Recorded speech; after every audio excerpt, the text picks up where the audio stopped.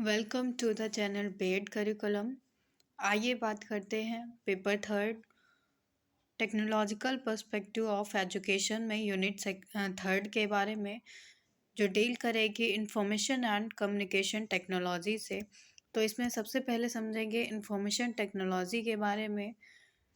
Eight present knowledge में be regarded as power and it comes from having information.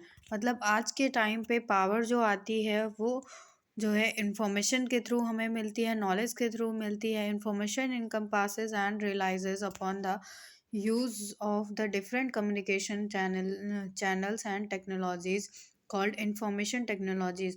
और इन सारी informations को हम इनकम्पास करते हैं, रिलीज करते हैं through the use of technology और communication channel. For its effectiveness, the equal effectiveness and equal access, information technologies may extend knowledge beyond the geographical boundaries to the state or countries. तो हम लोग in educational information technologies का use करके जो है information को एक boundary से दूसरी बाउंड्री तक, या एक स्टेट से दूसरी स्टेट तक और एक कंट्री से दूसरी कंट्री तक पहुंचाते हैं। Information technology is a label that has two meanings.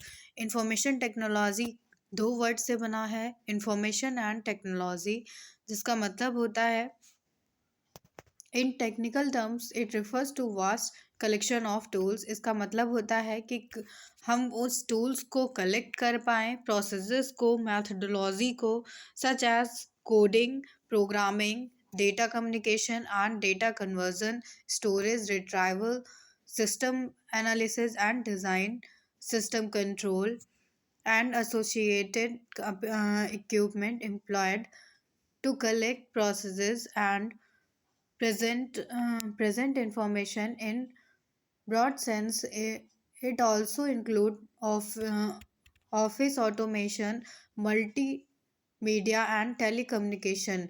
Information technology is any computer based tools that people use to work with information.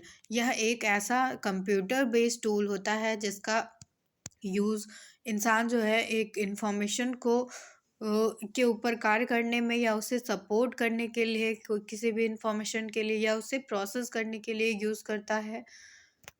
Information technology in education. तो इंफॉर्मेशन टेक्नोलॉजी आईटी का हम use education में कैसे कर रहे हैं। Information technologies affect the teaching learning processes in different way. तो IT जो है वो कई तरीके से टीचिंग लर्निंग प्रोसेस को इफ़ेक्ट कर रही है। These helps the teachers in preparing lecture notes for interesting presentation. ये हेल्प करती है टीचर्स को नोट्स को प्रिपेयर करने के लिए, उन्हें इंटरेस्टिंग बनाने के लिए on the one hand, and facilitates the student on the other hand. और जितना ये टीचर को इफ़ेक्ट करती है, फैसिलिटेट करती है, उतना ही स्टूडेंट को भी फैसिलिटेट करती है।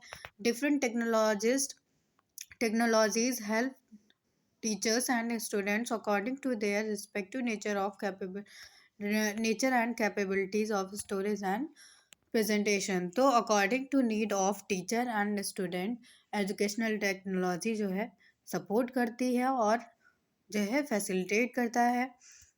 Use of educational information technologies for student. तो कैसे यूज़ किया जाता है इंफॉर्मेशन टेक्नोलॉजी को स्टूडेंट्स के लिए। Participate in a media revolution. तो मीडिया रिवोल्यूशन को में स्टूडेंट को पार्टिसिपेट कराया जाता है आईटी के through. Improve the ways of learning in a new learning fashions. तो इम्प्रूव करता है लर्निंग के तरीके को। Extend the ability and skill of applying there learning in real situation. Help करता है कि अपनी लर्निंग को रियल सिचुएशंस में अप्लाई कर पाएँ बच्चे। Developing self learning habits. बच्चे खुद से पढ़ पाएँ। Learn with the teacher rather by the teacher. मतलब टीचर के साथ सीख पाएँ, ना कि टीचर के द्वारा सीख पाएँ। Develop inquiry learning habits. हर चीज़ के बारे में बच्चे खोज कर पाएँ, उसके बारे में जांच कर पाएँ। तो ये सारे यूजेस हैं इंफॉर्मेशन टेक्नोलॉजी के स्टूडेंट्स के लिए। देन यूजेस क्या है टीचर्स के लिए आईटी के, तो प्रेजेंट करता है अपने मटेरियल को इंटरेस्टिंग वे में, अट्रैक्टिव वे में, गाइड करता है, हेल्प करता है स्टूडेंट्स को in searching the qualitative materials, make best use of time, time का अच्छा यूज करता है, coach the student, provide individualized instruction को प्रोवाइड करता है, solve the study problem of the student, तो स्टूडेंट्स की प्रॉब्लम को भी करता है। देन बात करते हैं कम्युनिकेशन के बारे में, तो कम्युनिकेशन के मीनिंग और डेफिनेशन के बारे में बात करेंगे। कम्युनिकेशन वर्ड जो है लैटिन वर्ड कम्युनिस से लिया गया है, जिसका मतलब होता है कॉमन, मतलब जो सामान्य हो। Communication means sharing of ideas in common, मतलब अपने आइडियाज़ को शेयर करना एक कॉमन तरीके से, एक सामान्य तरीके से। Communication takes place when one person transfer information and understanding to another person. Communication तभी, संचार तभी हो पाता है जब एक व्यक्ति दूसरे व्यक्ति से किसी तरह से अपने इंफॉर्मेशन को, अंडरस्टैंडिंग को शेयर करता है। देन है डेफिनेशन, तो लुइस ए एलन के अनुसार ये डेफिनेशन है कम्युनिकेशन की। Communication is the sum of all the things one person does when he wants to create understanding in the mind of others. It is a bridge of meaning, तो यह एक तरीके से ब्रिज की तरह से कार्य करता है, क्योंकि इसमें एक व्यक्ति अपनी इंफॉर्मेशन को, अंडरस्टैंडिंग को शेयर करता है दूसरे व्यक्ति से। It involves a systematic and continuous process of telling and listening and understanding, तो ये एक सिस्टमैटिक और कंटिन्यूअस प्रोसेस होता है किसी से बात करने का, उसके बारे में सुनने का और अंडरस्टैंडिंग को शेयर करने का। देन और कुछ डेफिनेशंस इसमें दी गई हैं। इसके बाद जो है एलिमेंट्स ऑफ कम्युनिकेशन के बारे में बात करते हैं। तो इसमें जो है एलिमेंट्स में इन्वॉल्व किया जाता है सेंडर को।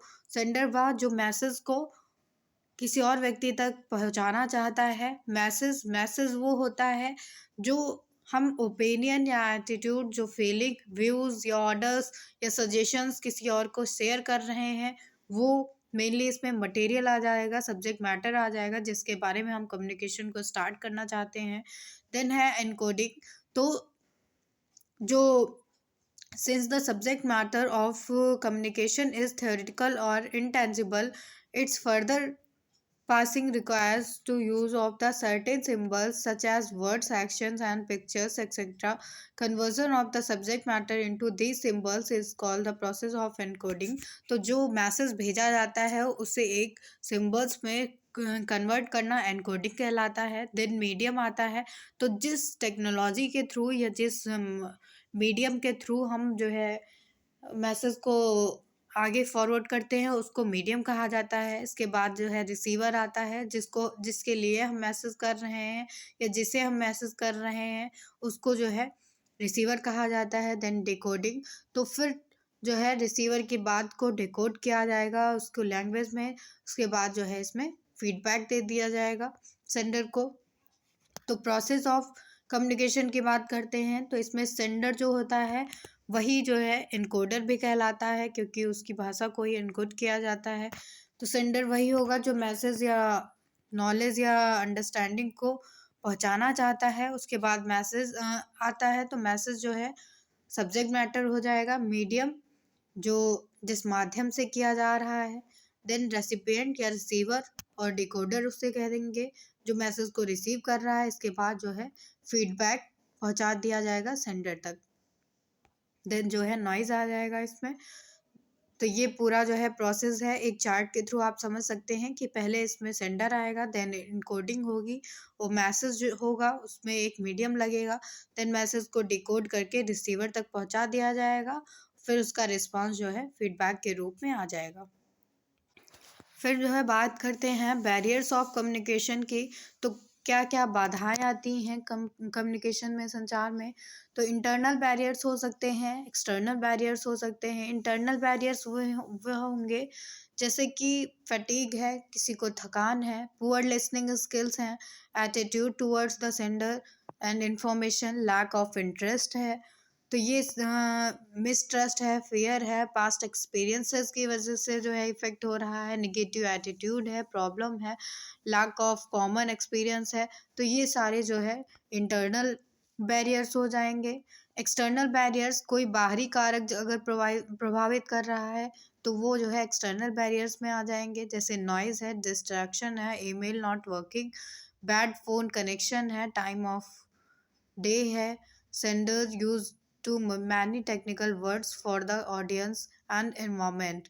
फिजिकल बैरियर मतलब किसी भी तरह का जो है भौतिक बैरियर आ गया है, उसमें एरर आ गया है, जैसे कि टू कोल्ड और टू हॉट, बहुत ज़्यादा गर्म या बहुत ज़्यादा ठंडा मौसम है तो इसकी वजह से प्रॉपर बैकग्राउंड होना चाहिए, नॉइज़ और लाइटिंग, इन सारी टेम्परेचर, ये सारे जो है फिजिकल बैरियर्स हो जाएंगे। देन लैंग्वेज बैरियर, तो मतलब लैंग्वेज जो है डिफरेंट होती है हर एक रिलीजन की, हर एक प्लेस की, तो इसमें जो है लैंग्वेज का भी बैरियर आ जाता है सेंडर और रिसीवर के बीच में।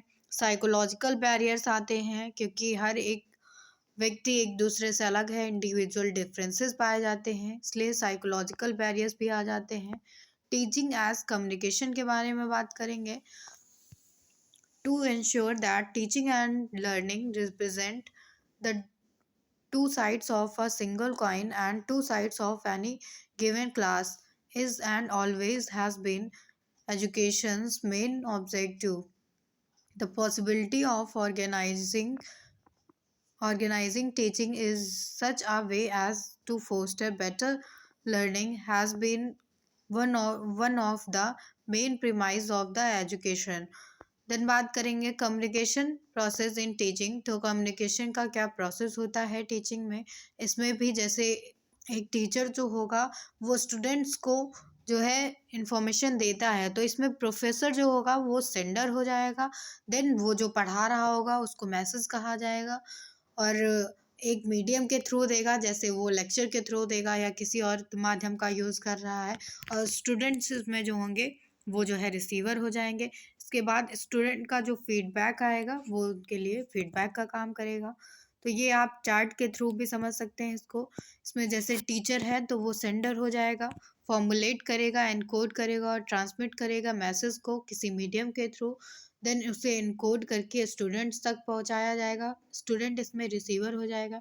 स्टूडेंट इंफॉर्मेशन को रिसीव करेगा, डिकोड करेगा और इंटरप्रेट करके उसे जो है फीडबैक के रूप में दे देगा टीचर को। देन जो है criteria to communicate in the class, तो क्या क्या क्राइटेरिया होने चाहिए कम्युनिकेशन के लिए क्लास में। The teacher must be an explicit language, the teacher should analyze students thought from their body reaction, control their own body reaction।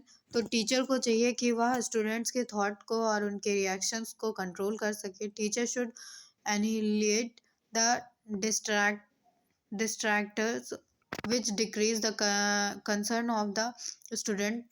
Teacher को चाहिए कि वह जिन चीज़ों से बच्चा प्रभावित हो रहा है उनको नोटिस कर सके, उनको हटा सके। Teacher should have enough knowledge of the method and techniques, method और टेक्निक्स के बारे में अच्छा नॉलेज होना चाहिए उसे। Then application of communication technology in education, तो क्या एप्लीकेशन है कम्युनिकेशन टेक्नोलॉजी को अप्लाई करने के लिए। तो इसमें जो है ऑडियो मीडिया का यूज़ किया जाता है, जो है सुनने के लिए यूज़ होते हैं, जैसे कि रेडियो है, टेप रिकॉर्डर है, म्यूज़िक है, स्पीचेस है, अदर जो है साउंड्स हैं। उसके बाद आता है वीडियो मीडिया। तो वीडियो मीडिया में जिन चीज़ों का यूज़ जो है देखने के लिए किया जा रहा है उनको जो है वीडियो मीडिया में कहेंगे, जैसे कि कोई भी वीडियो लेक्चर हो गया, ये सारी चीज़ें। ऑडियो विजुअल मीडिया वह होता है जिसमें सुन भी पा रहे हैं आप और देख भी पा रहे हैं, जैसे कि आप यूट्यूब ले लीजिए, कोई भी आप जो है इसमें वीडियो देखते हैं तो वो ऑडियो विजुअल मीडिया का ही एग्जाम्पल है। देन है मास मीडिया। मास मीडिया का मतलब है कि कोई ऐसी चीज़ जो एक टाइम पे बहुत ज़्यादा जो है लोगों तक पहुंचाई जा रही है। So thank you everyone.